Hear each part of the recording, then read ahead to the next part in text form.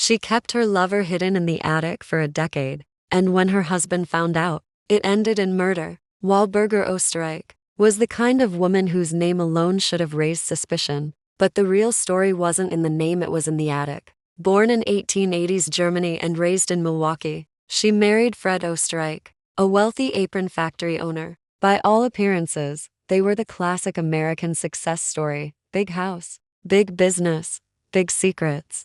Fred was known to be distant, moody, and had a fondness for alcohol. Dolly, as everyone called her, was charming, social, and creatively unfaithful. One day in 1913, Dolly called in a young sewing machine repairman to fix her equipment. His name was Otto Sandhuber, and he was 17. Dolly was in her early 30s. What started as a repair appointment quickly turned into a sweaty, apron-less affair. At first, they hooked up in hotels, then in her house. Then Fred almost caught them. So Dolly, using a level of creative problem-solving, usually reserved for comic book villains, told Otto to move in to her attic. Yes, he moved into her attic. He quit his job, abandoned his life, and crawled into the crawl space above her bedroom, where he would stay undetected for years. Otto was now a literal secret lover living rent-free on top of his mistress's marriage. He wrote pulp fiction stories by candlelight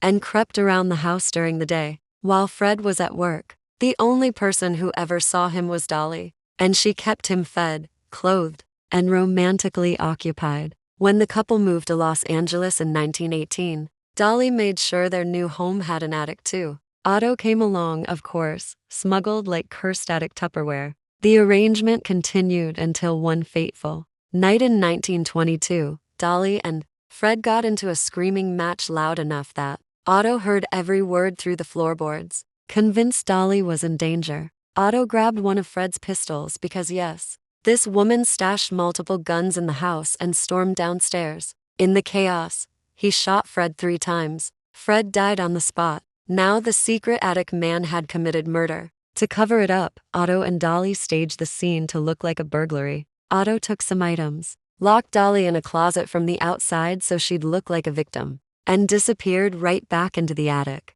The police were suspicious, of course. They didn't buy the burglary angle, but they had no real leads, no fingerprints, no missing persons report that said, "Hey, has anyone seen the guy living above the ceiling for the past decade?" Dolly was released, and Otto continued to live upstairs until years later, when Dolly started dating her lawyer because of course she did, and like any woman juggling an attic goblin and a boyfriend, things got complicated. Eventually, she confessed her insane secret to the lawyer, who absolutely freaked out and called the cops. When police found Otto, he was pale, twitchy, and looked like Gollum with a typewriter. He confessed everything. Both were arrested. Otto was charged with manslaughter, but the statute of limitations had expired. He walked free. Dolly stood trial, but the jury couldn't agree on a verdict, and she also walked. Otto changed his name, moved to Canada, and married a normal human woman who presumably never made him live in her ceiling. Dolly lived into the 1960s, dying peacefully in Los Angeles. Because apparently, you can keep a man in your attic for 10 years, kill your husband, and still live to see color television. And that, my friend, is the story of the attic lover, a love triangle with actual insulation. The end.